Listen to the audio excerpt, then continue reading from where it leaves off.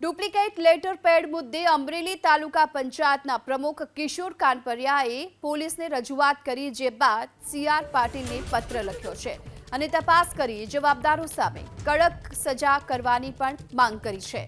તેમણે પત્રમાં લખ્યું છે કે સ્થાનિક સંગઠન મંડળ પ્રમુખની નિમણૂકમાં વિક્ષેપ ઊભો કરવા અનેક પ્રયાસો થઈ રહ્યા છે.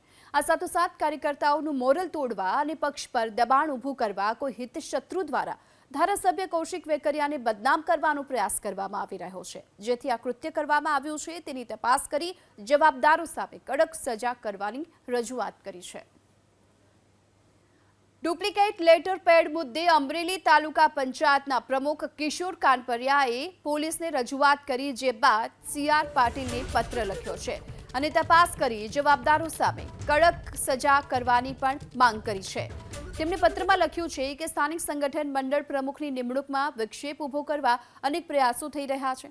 આ સાથોસાથ કાર્યકર્તાઓનું મોરલ તોડવા અને પક્ષ પર દબાણ ઊભું કરવા કોઈ હિતશત્રુ દ્વારા ધારાસભ્ય કૌશિક વેકરિયાને બદનામ કરવાનો પ્રયાસ કરવામાં આવી રહ્યો છે. જેથી આ કૃત્ય કરવામાં આવ્યું છે તેની તપાસ કરી જવાબદારો સામે કડક સજા કરવાની રજૂઆત કરી છે.